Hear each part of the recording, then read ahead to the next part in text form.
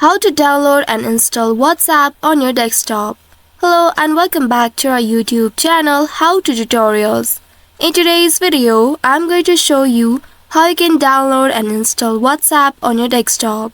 To do so, first of all, you need to open your Microsoft Store application on your desktop. Here, make sure you are logged into your Microsoft account. Once you have done that, here in this page, you will see the search bar at the top. Click on the search bar at the top and there type in the name WhatsApp. You will get the search results below. Here click on this WhatsApp application icon and then you will be presented with the WhatsApp application. Here, just below the name, you will see the install button.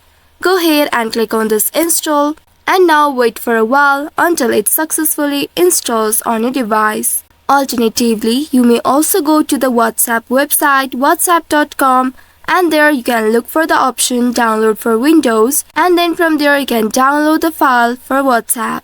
Once it has been successfully installed, you will see this open button right here.